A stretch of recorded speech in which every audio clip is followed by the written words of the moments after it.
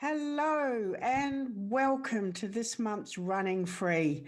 And what a running free it is tonight. I have a stellar panel in front of me.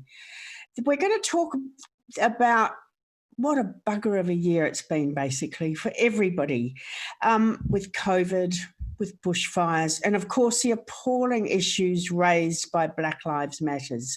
However, tonight the focus is going to be on COVID and what it's done to our industry, because when we were thinking about it, actually diversity needs a whole program on its own, and that's what we'll be doing in the next couple of months. So bear with us on that one.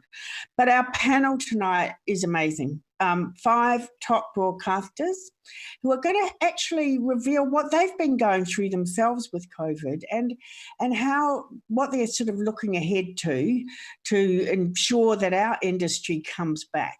Now, it's brought to you tonight with the support of Film Victoria and ACMI, our wonderful broadcast partners. So let's absolutely rock on, and I'm going to say hello to everybody. Marshall Held, hello, SBS person. There you are, I can see you. Oh, hi everyone, thanks for having me today. It's great to be here. Thank you, Marsh. Adrian Swift, hello, Adrian. Hello, folks. Hello, and he just told all of my fellow panel members that I was the only one who didn't take his phone call when he came back to Australia and was job hunting. So that's reduced me to rubble for tonight. So I'm really glad he's here. Completely cool.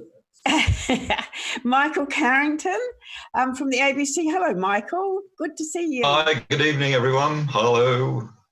And we've also got, I'm just going along the line here, we've got Dan Monaghan from Channel 10. Hi, Dan. Hi, everyone. Good evening. And I'm coming to Tanya Denning-Orman, who actually today I read has got a new job. She's just been anointed as SBS Head of Indigenous. Well done, Tanya. Thank you. Hi for that. And tonight she's here because she's going to talk all about NITV and what the channel's up to.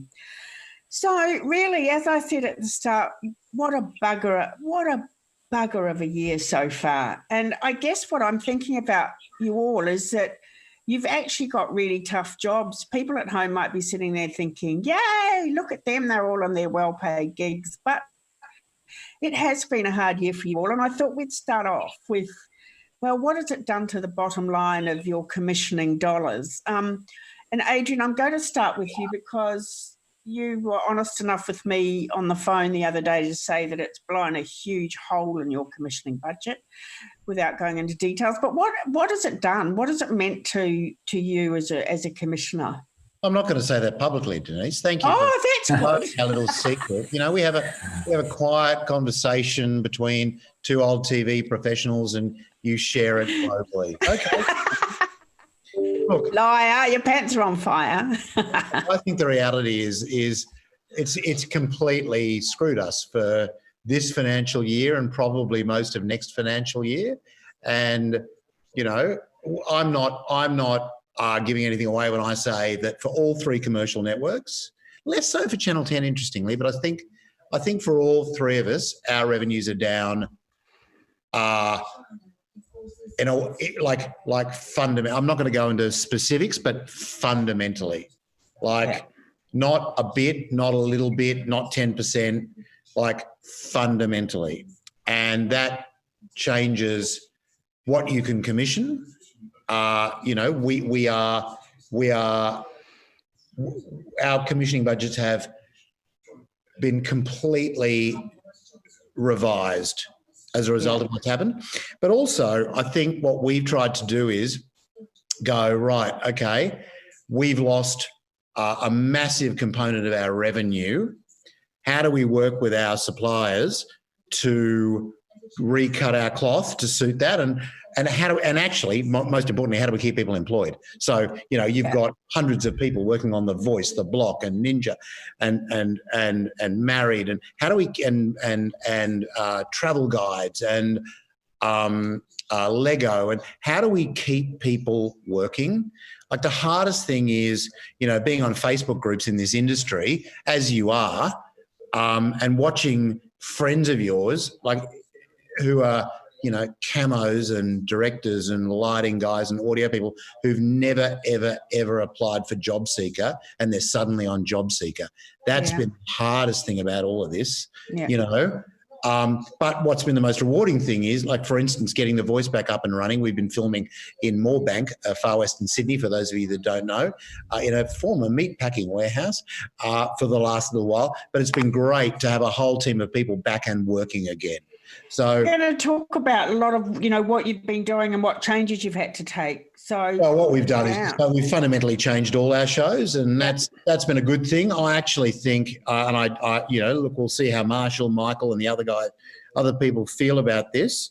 The reality is that we've had to change our shows fundamentally, but I don't think that's a bad thing. Actually, what's been interesting is, if I look at The Voice, which is currently going to air on 9, I think there's going to be a re-engagement point on Sunday when we do our first post-COVID show. So I've got George in London, Kelly in LA, no audience in the studio, only a virtual audience.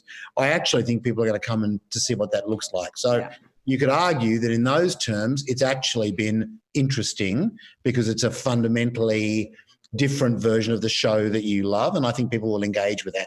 We at 9 will never do what you would call At Home Alone Together, as much as I love that show, Michael. We'll never make COVID programming, but what I think we can do is we can use what's happened to tell a story. So, for instance, I think in The Block, that's actually a wonderful social document about how coronavirus has changed our lives, masquerading as a reality renovation show. So, look, I guess there's been a couple of things. We've had to fundamentally change the way we make shows, and we have, and it's been horrible, and we've all been up all night worrying about it, and we've had to try and protect people and try and keep them employed because, let me say this, I don't think the government's been great at protecting our industry, and so we've had to work doubly hard to try and make sure that there's been some continuity of employment through all of this, while at the same time making shows where people will go, oh, Jesus, more stuff about COVID-19, and go, oh, I get the context of that, and I get what it's done to your world, and I understand that we're all part of an ecosystem and it's affected all of us. Yeah. Michael, COVID's not so much your issue, because obviously in terms of budget, I guess, without wanting to be political about it, a Prime Minister who doesn't think you've got a budget issue is probably a bigger problem for you right now. And so we won't actually go into a lot of details on that. But what's been the bottom line for you in terms of COVID and your production and what you've had to do to manage that? So I guess the bottom line for us is delivery of programs. We literally had to stop external production, and that had an immediate impact on the way that we were operating. The ABC itself, like most people, sent their people home. About 80% of our staff went home almost within a week of the announcement of those restrictions coming into force. So we only had, the critical, essential people in to actually operate the machinery and the technology, etc. But there are costs associated with closing down productions, and we had productions all over Australia. We had to get people home. We had to send, international actors back to their country of origin. So I'm expecting that, in the longer term, besides the delivery issue, that there'll be extra costs associated with, kickstarting production again. And I'm sure we'll get into that. But also, we had studio shows. Wednesday night programming is live, almost live, as live, and in studio. Q&A has an audience. Mad as Hell has an audience. The Weekly has an audience. And so we immediately had to pivot those shows to continue, reduce crews, and no audience. So that was a tricky thing, I think. Particularly, when you've got an audience and you have that wonderful reaction that you can riff off. If that's not there, then the programs can feel very different.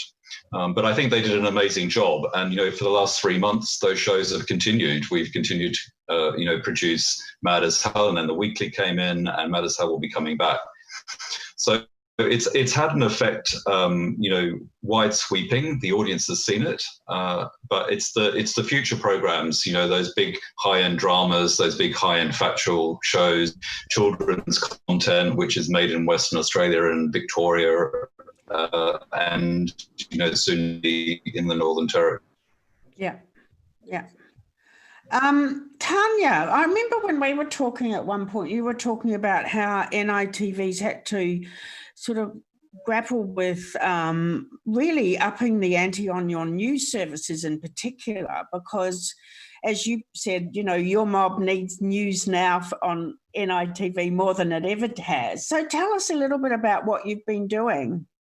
Yeah, I guess what Michael's saying, pivot was the key word. I think we actually increased our productions within the channel, particularly news and current affairs. So we at the moment, we were a 5-day-a-week news service, but we went 7 days to ensure that we were getting the information our communities needed. We also utilised some of our key commissions, Little J, because we created a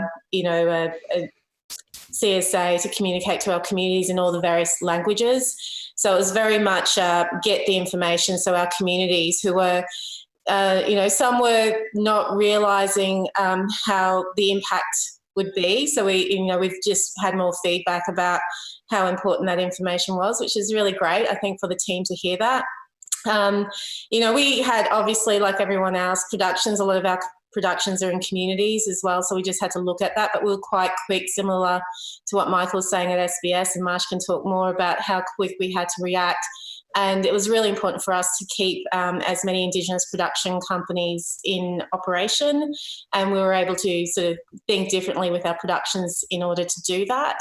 Particularly we did more animation, so Little J because was able to keep going, the writers' rooms and things like that. But look, it's really for us that news was critical, and similarly we had you couldn't have too many crew within our building, so we thought of all sorts of ways to ensure no matter what we could keep the information flowing. It's really critical. Marsh, I will come to you next, actually. And also, I'm just saying too that I'm taking questions via text this time, because normally we take it on that side thing there, but it takes ages to get to me. So we're using phones tonight, and the questions, please feel free to send them through. Marsh, you said to me that your commissioning budget was managed to be sort of pretty much quarantined. Can you tell us how you achieved that? Well, look, can I just, sort of by echoing some of Adrian's points, obviously we're all working. And so, I just want to start off by expressing, my empathy for everyone in the industry who is not working at the moment. Yeah. I think, there's been different phases. The first phase was what I would call the sort of visceral day-to-day impact. And then, we've sort of been through various phases since then. I think the crystal ball is still very opaque as to how long this is going to run. It would be lovely to think that we're all coming to the end of it and everything's going to go back to normal, but I don't think that's the case. But look, we sit somewhere between the ABC and the commercial networks. About 2/3 of our income comes from the government, about 1/3 comes from commercial sources. And so like Adrian, our commercial revenue is down, but because it's a smaller percentage, we are less impacted than the pure play commercial networks. And so what it means is that, we've managed to make a whole bunch of, savings within the business, whether it's marketing or, the INACA shows not being able to go to remote communities, so whether it's travel-related savings. And so far we've managed to offset the underages in advertising. So the commissioning slate remains intact. And so we have effectively, all the shows which are delayed, we've effectively carried forward into the future. And, we're looking forward to resuming all of those and, looking for new ideas for the future. So I think, we're in a relatively lucky position given the nature of our kind of funding base. But like Michael and Adrian, there will be, there's cost differences on shows and getting them back up and running, and those may well vary over time. So the question is, when do you resume production on some shows, from a health and safety perspective, a feasibility perspective, a talent perspective, and a cost perspective? Well, we're going to talk a little bit more about what's happening, when commissioning gets, when you're able to commission more. We're going to sort of talk about what you're looking for in a minute. But Dan, I'm going to come to you. You were also saying to me that, in some ways, like, it's been a strange year for Channel 10 because it's been one of your most successful, and yet boom goes COVID. But you've had quite a good strategy in terms of what you're looking for. And one of the phrases that you used, and God, I hope this wasn't supposed to be confidential, like Adrian said, but you talked about sort of stocking fillers as opposed to the big wham bam shows. So can you tell us a little bit about how you managed to keep shows on air and what that meant? Yeah, sure. So we came into this year with an ambitious slate, I would say, and we also happened to film a lot of our big franchises overseas, which has caused a number of issues. So we lost huge chunks of franchises for the back half of the year, not being able to travel overseas, not being able to go to Fiji and around the world as the Amazing Race does.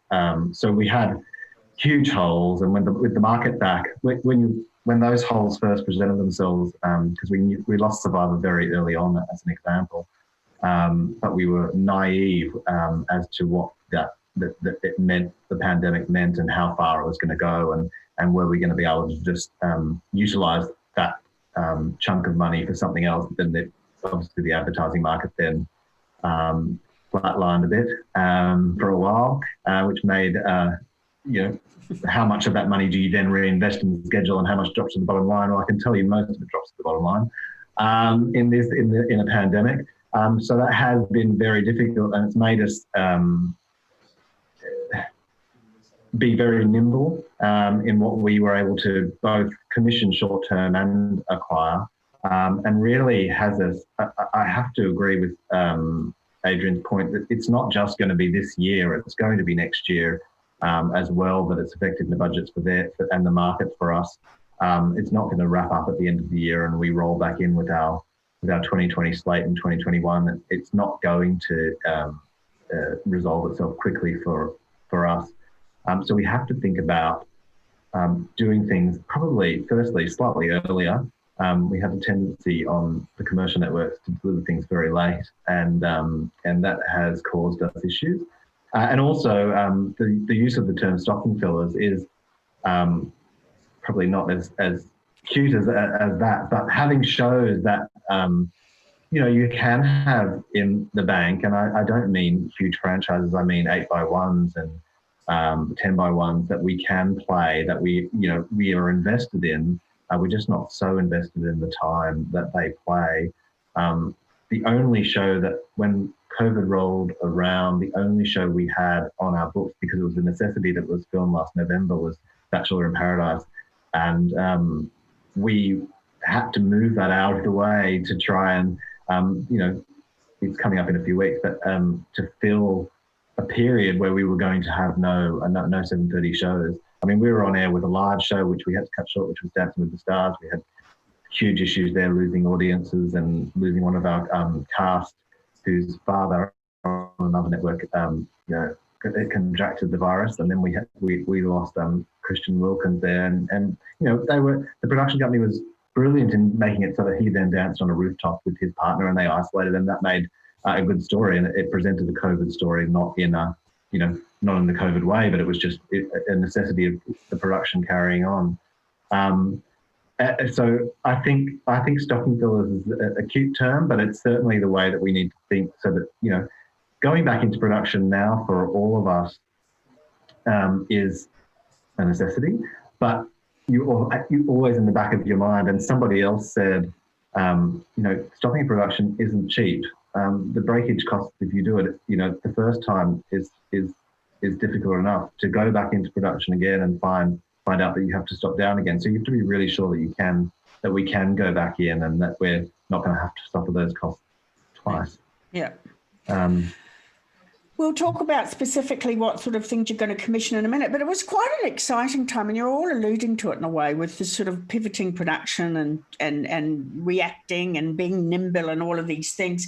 Tanya, you launched a new footy show at the start of, and it was, I mean, I love Yokai football, I've got to say. Bianca Hunt, she's completely besotted, and I would like the other buffhead footy shows to look at her because I think she's awesome, but just saying. But how difficult was it to sort of launch that show? Yes, it was, of course we had our news and current affairs that we were, making sure was doing its thing to communicate, but also dealing with the staff and changes and this rolling feet that was the COVID pandemic or is. And we've got a rugby league weekly and we've got a AFL, and launching this show, it was really, the AFL, was the AFL going to happen? Was it not? And for me, it was very much about giving the confidence to this new young team to be able to keep going. I said, look, if probably it's maybe not the worst thing in the world that we do, just get going and just, I think we can be forgiven for a lot of things and just get the rhythm on as a small little team. And it was a bit of a D moment going, do we keep going? And I'm glad we did, because every week, and now that the footy's back in somewhat of a way, that they're really, they've shifted gears and they've really got the different tonage of what a different footy show for different audiences, really cemented who they are in the market. So I'm really happy with that. But no, there's the fact with the channel, like what everyone else is doing, for NITV, a small team, but we really wanted, it was a brand new footy show. We had a bit of criticism over the shift of footy, but I'm so glad that we kept going strong, and the team with that confidence has really gone from strength to strength. So thanks for the plug with Yokai Footy. Everyone should watch it every Wednesday night at 8 p.m. They should, and also Over the Black Dot, because I love both the Chili Queen, who interviews. I know, I'm sorry, I've just got to say that it's a complete diversion, but she interviews these football players while they're eating chilies, and the chilies get hot. And hot. Yeah, I love her. So anyway, no, there's another plug, because I bloody love it. It's hilarious. No, thank you. Michael, I want to talk to you about some of the things that you've been doing as well. You did a couple of shows, the Ray Martin one, but also Retrograde, which is coming up I think it's in another couple of days that it launches. Tell me a bit about that. What sort of things have you been doing?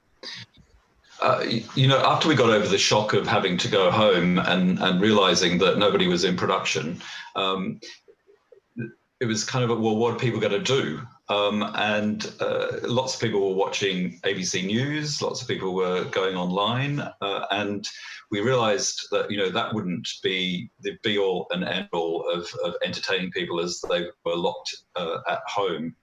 So we put some packages together. We started to, collate educational content so that children together views that still get their culture. We put an Australian movie package together, and we put an Australian content, package together. So we started to have this connection with audiences through iView that we hadn't really experienced before.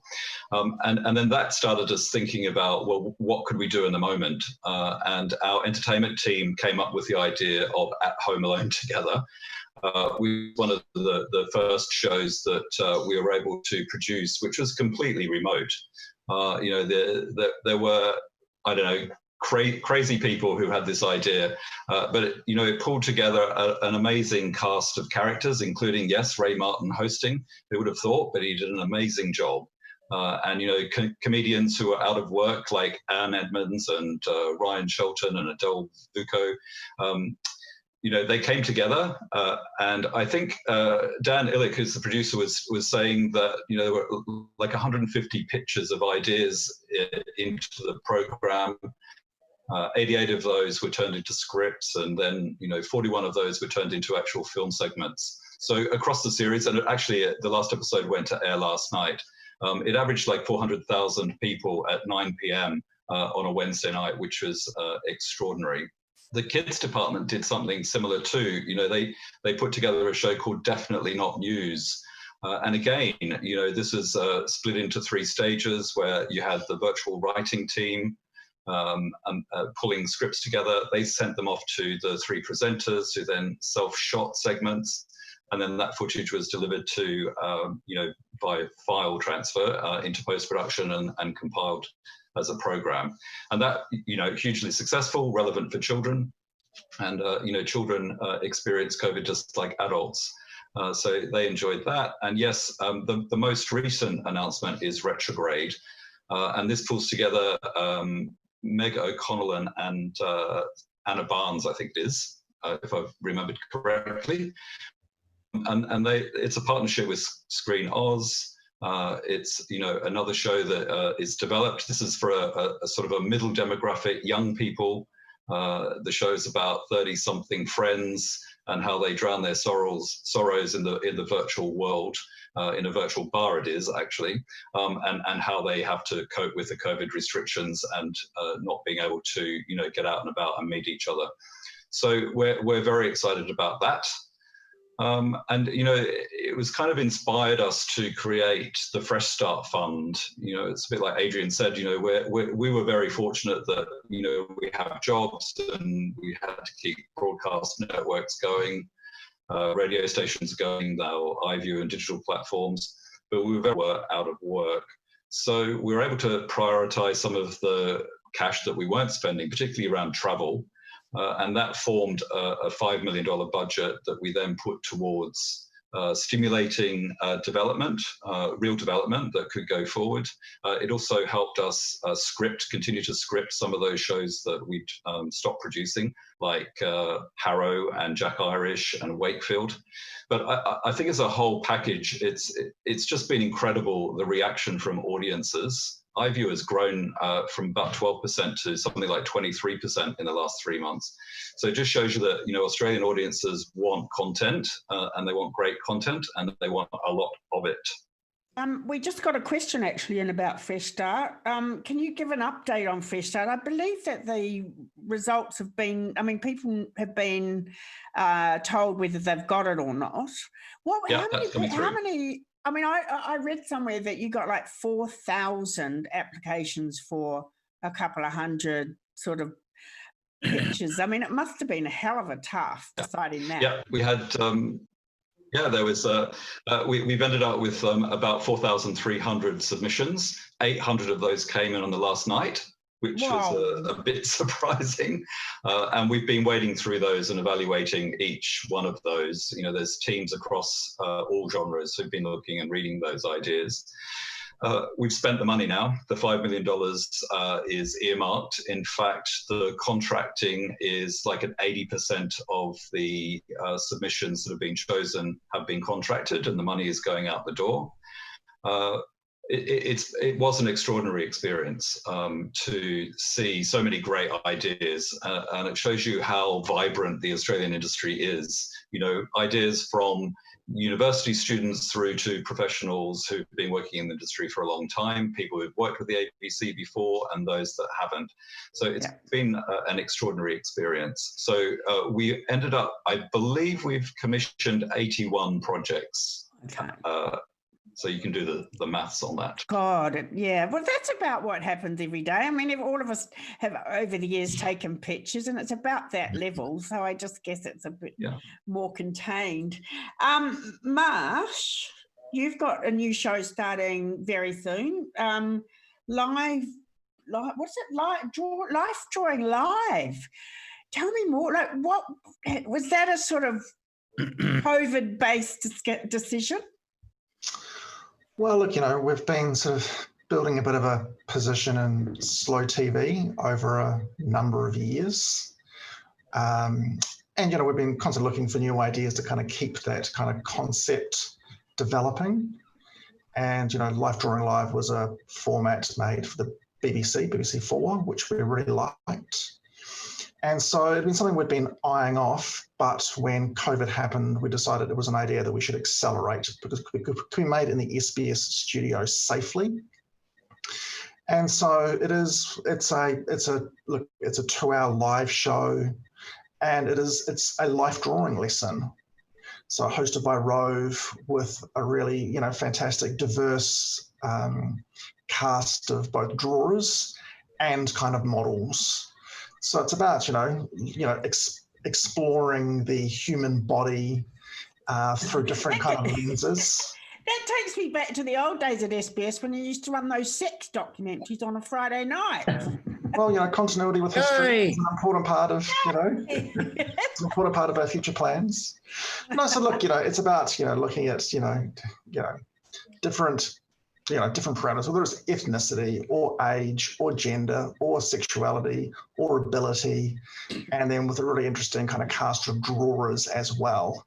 So, and like I say, a nice evolution on kind of slow TV, which we can do kind of safely. I mean, the other area of, shows we've accelerated are archive-led shows, because of course they can be made safely over the period. But, when you're in the middle of a pandemic and you don't know how long it's going to run, you also don't want to be reactive. And so, you want to sort of preserve the integrity of your overall kind of slate. And so there's been a certain amount of waiting as well. And so, look, I'm obviously optimistic we can get many of our older shows back into production very shortly. Okay, I've got a question I have to ask you. Why couldn't Ando have presented that show? Because I bloody love Ando and I think he would have been awesome. And why couldn't you have got Ando? That's nothing to do with me, but I'm curious. He's already got a job, hasn't he? Is this all about your preferences, Denise? I think he's ours. Holding commissioners to account for shows you like. Really? But then, that's my job. Okay, Adrian, come on then. You tell me all about... No, Ando's Michael's. Sorry. That's all right, but he could share. That's what we're supposed to do. No. Have you ever worked in television, Denise? No, not recently, as you can tell. Yeah. Only because I didn't give you a job. That's why that we could do. That's right, Denise. I wear it as a crown of thorns to this day. Now, I want to ask you, though, because you did music from that Anzac. That Anzac thing. I can see that your research, once again, is peerless. No, I love it, really. So we did music. I thought it was amazing. And you told me that you made that in... Yeah, that's right. And that was a sort of response. Yeah, we made it 50% in-house and 50% out-of-house. Look, those things are anomalies. There's nothing we can learn from those things. If the purpose of this session is to learn stuff, what that represents is Gadinsky rang me, and I'm sure he won't mind me repeating what he said.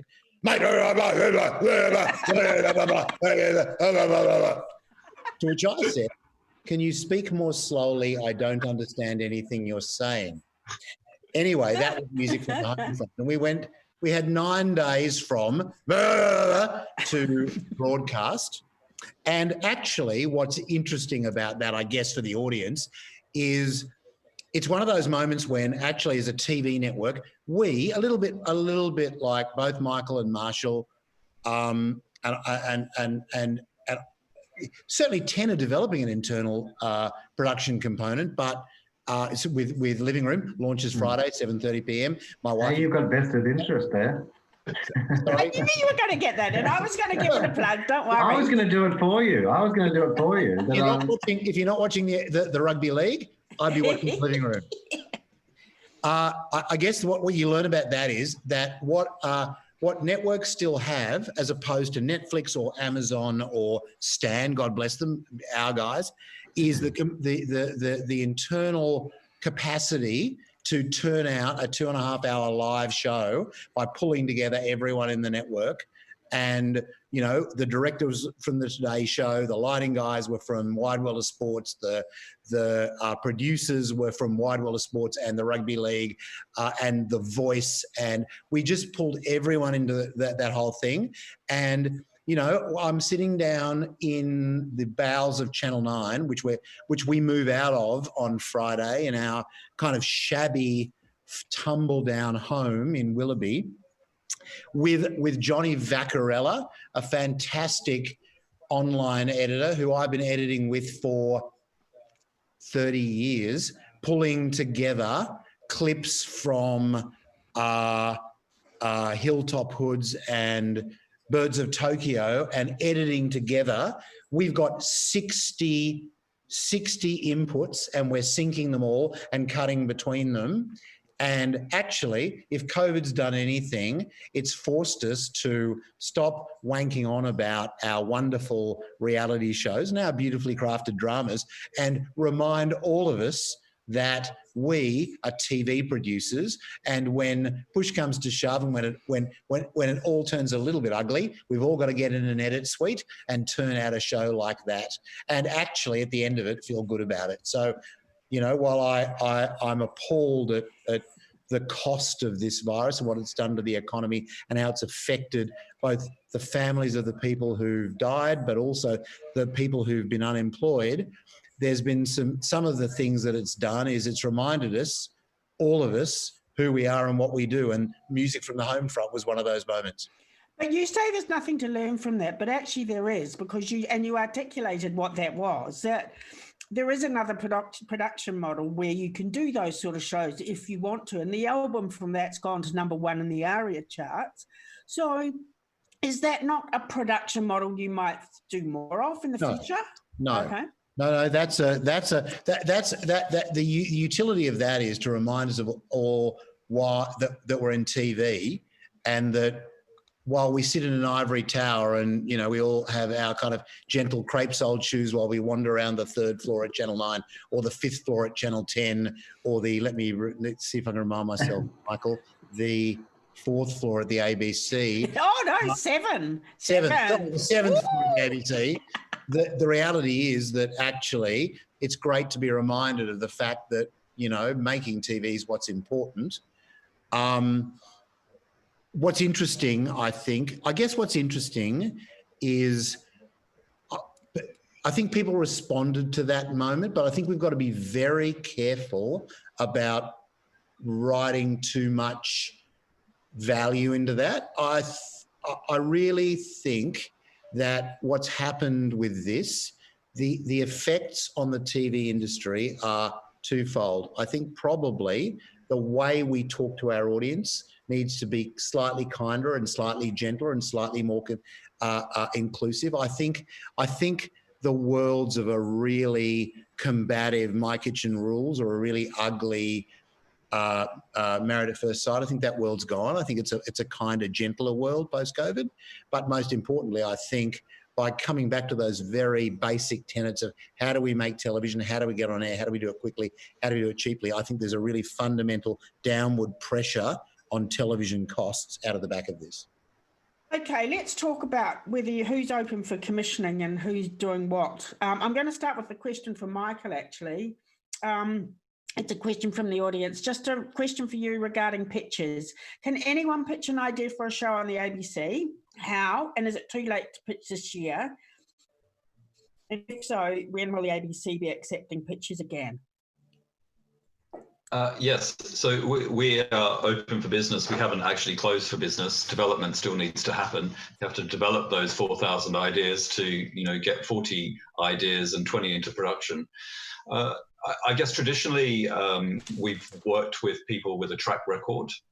More recently, through the Fresh Start Fund, we have identified new talent, new ideas, creative ideas, different production models, different formats. So, you know, that's taught us a bit of a lesson that, you know, we need to open our doors a bit more often. The commissioning process at the ABC is rolling commissioning throughout the year. We have a website dedicated to independent production, independent producers, and you can submit ideas through there, and that goes directly to the appropriate genre. So whether it's a drama series or an entertainment series or a children's series or a factual series, etc. We're a multi-genre network, so we look for all sorts of ideas, whether it's an arts documentary through to an entertainment format. Really what we're keen to do, we are distinctive, we are unique in that we are Australian, and I think that's an important distinctor from our friends in the streaming services, who of course you know, show Australian dramas and movies, but we are commissioning those on a day-to-day basis. So high-end drama, based in Australia with Australian performers in Australian environments, telling Australian stories is a priority. Children's content is a priority. They're our audiences of the future. They are fearless. They engage with every platform and medium and want, vast amounts of content. So we'll continue to produce children's content. And of course, factual content, it's part of our charter, but even despite being part of our charter, we feel it's a really important way to tell stories, whether they're, deep investigations or whether they're, pure biography. So we're open for business. All ideas are welcome. It's helpful to see what we do. Our shows in prime time will give you a guide. Of course, I don't want another hard quiz. I want something that's more complimentary, for example. Factual that you were just mentioning has taken a $5 million hit with the 5-year plan that's just come out. Yes. That seems a hell of a big hit. So I guess people will be wanting to know why, and was there so much sort of surplus in the factual budget that they won't notice, or are you not just going to be commissioning much factual? No, I think much surplus in the factual budget. Yeah, for surplus in factual. That's the first time I've heard those words together. I know. No, I think there are several reasons. First of all, when we look at our audiences and being relevant to our audiences and understanding audiences' behaviour, they are tuning into iView and for high-end drama, children's content and comedy content more than they are engaging with factual content on digital. I'm specifically talking about iView in that case. So we're in this transition where we're that wonderful word of pivoting from this huge linear broadcast network to become a digital platform. And in order to do that, we've had to shift money because we don't get extra money these days. We just get budget cuts. So we're shifting budget from main linear channels through to digital. And in that case, to grow iView, and we've proved it over the last 3 months with drama and comedy and children's content, that helps grow audiences on iView. They understand what iView is, and they have a deep, rich experience. So that's kind of where the first thinking from. And when you look at the structure of the BD, we had, and within ENS, my division, which is the former television division, we commissioned factual content in specialist team and in the factual team and in the Indigenous team. So it just became a numbers game, really, that by combining factual and the specialist team together, you put those budgets together and then you come up with a number that kind of helps reduce your overall budget when you're trying to save $41 million. Yeah, no, I get it. Okay. Tanya, what sort of things are you looking for in NITV?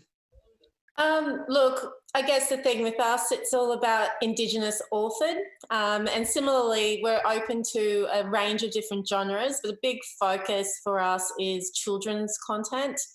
And also, for me, it's not just about Indigenous authorship. We've got a massive push at the moment for gender to ensure we've got females behind the scenes as well, but also on screen. And for me, it's about the contemporary Indigenous experience. So that's quite big subject matters, but for a small channel, we're open to a range of different ideas and concepts, and we experiment a lot more. I guess we're small enough to do that. And we're also being agile to work with the Indigenous production sector in order where their next steps as well. Mm-hmm. Dan, tell me more about what you're looking for in commissioning. So we haven't closed the doors on commissioning or taking pictures through this whole process. In fact, I think I've had more pictures during COVID than ever before. At the start, it was all about people were pitching all, lockdown shows, which we have all moved away from. But what we're looking for going forward, I would think, I think our big multi-night franchises are sorted, and we take those from the big guys and the known players. but we're always looking for comedy. Somebody said complimentary before, and I think that's important. Have you been paying attention on the schedule? It is very successful. We're very happy with it. So we're looking for something that complements that, not necessarily replicates it. But I would love some more comedy or light end pictures in a space like that. I also we're also looking for comedy scripted at the moment. And of course, popular factual. We do dabble in the popular factual space. We've got Ambulance and Bondi Rescue, so I always taking pictures for those. And drama. We're going to need more drama next year, regardless. So we do tend to work with known production companies. Through this process, we have, I would say, we did a documentary with Joined Up, who we hadn't worked with before. That was a coronavirus Our Story documentary. We're also doing another true crime later this year that didn't come about because of COVID, but sort of came more to the forefront during this period. And that's with somebody who we haven't worked with before, a smaller player. So our doors are open. It's about the right project, which is very hard. And we are a broad family skewing network. So I appreciate that's not a great term, but it is who we are. So it has to have broad appeal. And you said there's a number of doors that people can walk through. Oh yeah, so we've got Sarah Thornton's our head of popular factual, Stephen Tate's our head of entertainment, Rick Mayer's the head of drama. You can come to me. We have Azar Marashian, who does our sort of facilitates our development and runs our acquisition slate. So. And if you're brave enough, you go straight to Bev.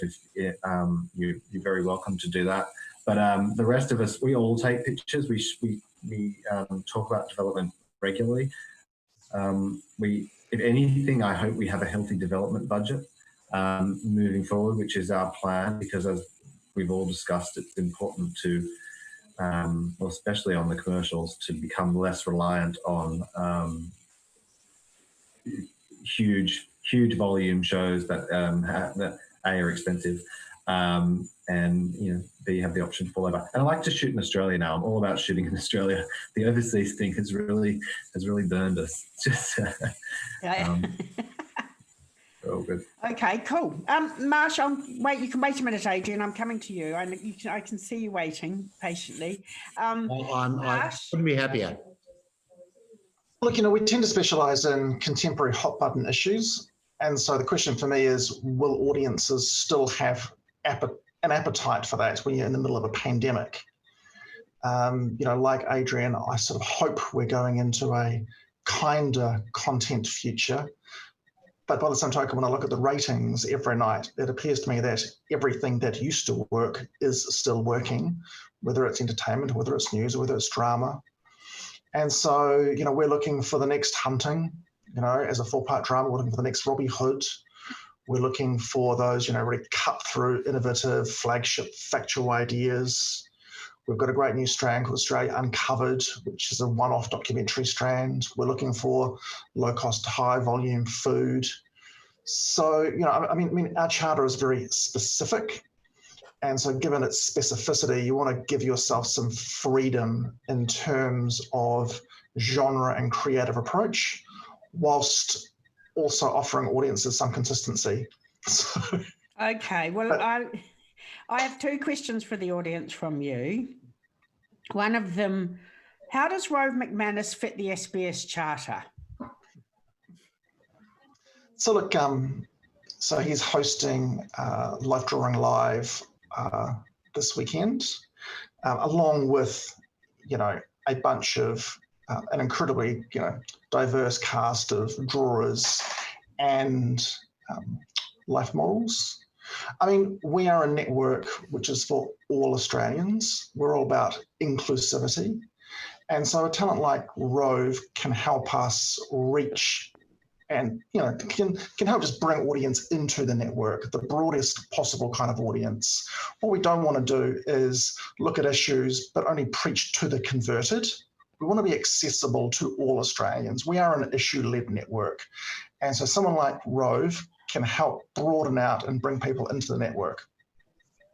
Okay. Another question for you.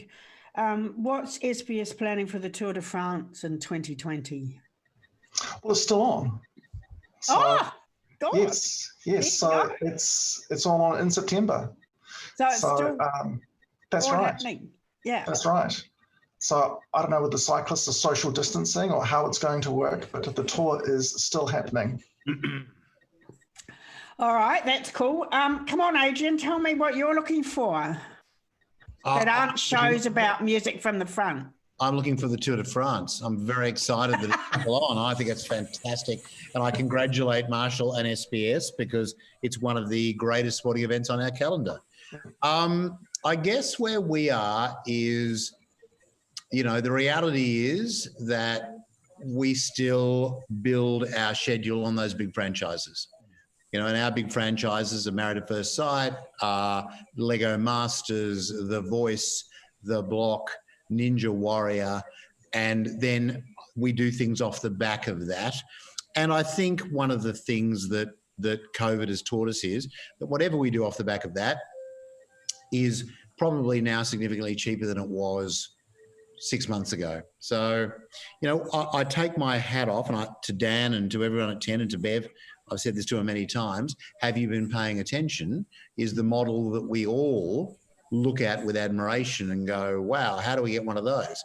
Now, the reality for Nine is we could not have sustained the 3 series of not very good ratings to get to the point where they are now. Terrible is the right word, initially. But indeed. And that's the point is you stuck with it and it's reaped magnificent rewards for you. And I guess our view is, we're looking at those things. We're looking at the things around the schedule where how do we create content at a lower price point, but that has got that joie de vivre that have you been paying attention has in our world. And we've looked at a few things in that space. We're moving into a very glamorous new building with a very big studio. What can we do internally in that space? I don't want to be too disingenuous and go, oh look, we'll take pictures from anyone about anything. We're not like that. We husband our resources even more so now. We tend to work with people we know and like, but a good idea is a good idea. And I still think around the edges of our schedule. The examples I would give you are WTFN and both Emergency, which hasn't gone to air yet, but will go to air next week, and Paramedics, that are 2 beautiful, traditional, with a bit of a twist, observational documentaries that are just doing incredible, certainly Paramedics, that is doing incredible business for us. So I guess the point I'm making is, if you look at commercial television and you think it's just wall-to-wall, big strip reality shows, actually it's not. There is space in our schedule for things that sit outside that. And, I sat watching Paramedics last night with my lovely wife, also a TV producer. Some of you will know who she is. And we just cried through the entire show. And frankly, the power of television to do that when it's observational documentary, which is the most fundamental of TV formats, shows that those kind of things still work on the ABC, on SBS, on Channel 9, Channel 10, maybe not so much on Channel 7. Oh, yeah. Hey, Adrian, can I just return the compliment and say that I loved Lego Masters? It was a compulsory viewing in my family. And also Dan, it was wonderful, great casting on MasterChef. We were super happy to see Melissa doing so incredibly well. So, hasn't she been well received? It's brilliant. It's been very rewarding time to have it on and very timely. That show launched in the GSC and now it turns out we just have to lock them in their houses again and they fell in love with it again. So that was lovely. It's nice to have that and great for Melissa and Jock. And yeah. Nice. Well done to you both. And Adrian, one last question for you before I wrap it up with a quick question to each of you. Is Married at First Sight coming back? Of course it's coming back. It's the #1 show in the country. Why wouldn't it come back? Well, how are you going to, when they can't snog and all that? Don't you worry about that, Denise. We've got our very own bubble. And oh, good. And actually, COVID's been a good thing for us. It's winnowed down the casting process, And yeah, it's coming back, and we have we have protocol, as we say in this business, and which all of you will acknowledge, we have protocols in place. I love it. Thank you. Okay, last question for each of you. Little short, sharp answers. What's the one thing that you've taken out of COVID that's been good, bad, or whatever as a learning curve? Marsh, I'm going to start with you. Well, look, to be honest, I feel like I've rolled straight out of the maelstrom of COVID into the equal maelstrom of Black Lives Matter. Yeah. So, you know, I think like I said, I feel like right now I'm being hit by two gigantic kind of opposing forces and haven't really had a chance to really take breath. So I still think, you know, when it comes back to actually just sitting back to COVID, this has got a long way to play out. You know, right now, we are an acquisitions-led network primarily, and, you know, I have no idea what a huge amount of shows that I have bought are coming to the network. Yeah. And so, you know, as has been said, there's still a long way to play out on this. I mean, you know, because everyone makes shows in advance, so far TV audiences have had a pretty seamless experience. But I do not think we should assume that 2021 will be so smooth. And I reiterate, we are going to do a discussion hour specially devoted to diversity when we've had a chance to think it through and make sure it's a sensible session. So we will come back to that. Michael, what's the one thing you've taken out of this?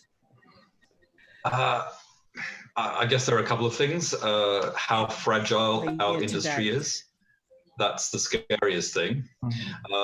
But also, you know, encouraged by the effort, the amazing effort that people have made to continue to make stuff, and really proud of the ABC types who you know, work in a bureaucracy.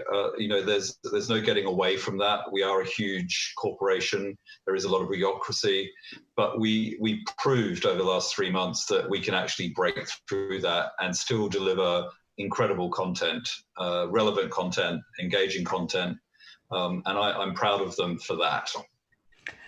Tanya, same question to you.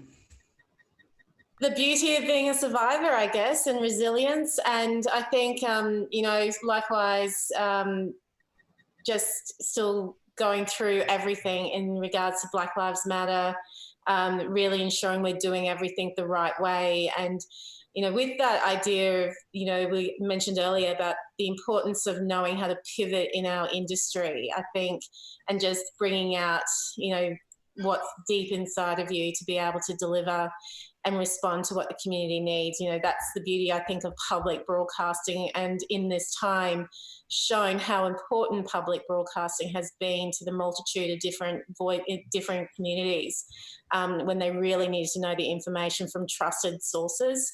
So I think that's helped power us through in our little team behind the scenes of NITV and SBS. And, you know, for that, I'm really humbled to be a part of something quite special, and felt like at a time when you all had to get locked in at home, I felt useful to be able to do something for this country. And, you know, the point you make there about the biggest pivot of all has to come out of Black Lives Matters, and I will look forward to having a decent discussion on that in the very near future. Dan, you're the last one to answer this. Okay. Well, I think for us, I think to do with COVID, I think it's agility. I think we've really learned how to creatively change the way we work, and that has been a real positive to come out of it.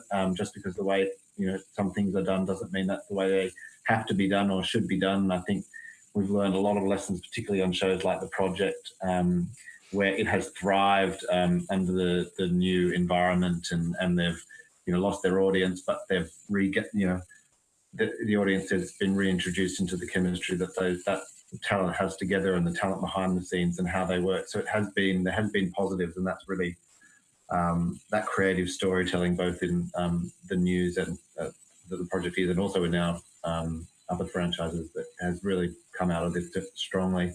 And as far as Black Lives Matter, I think we've always thought of ourselves as diverse, as trying to be a diverse network, trying to put that to the forefront. We don't always win. Not all our shows are diverse. We don't claim to be have every show right.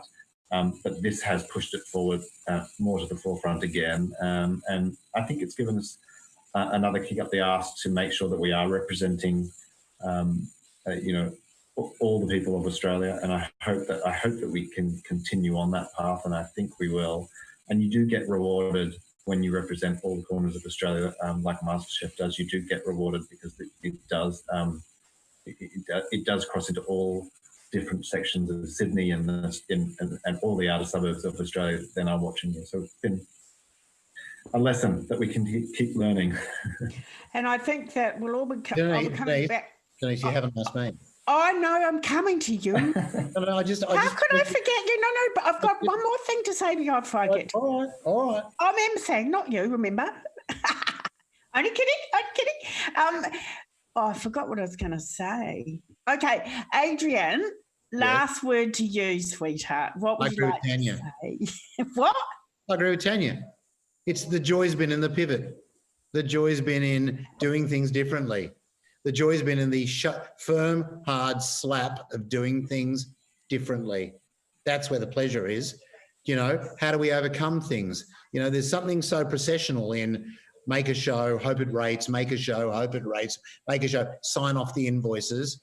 No, this is what's been good about this is it's made me re-engage with my chums who work on camera 3 at The Voice. It's made me think about how we sync up 73 multiple sources and put it in a thing. The joy's been in the pivot, and I think we've all learned a bit of a lesson that the wonderful complacent thing that we thought was television ain't television, and I think all of us have learned from that.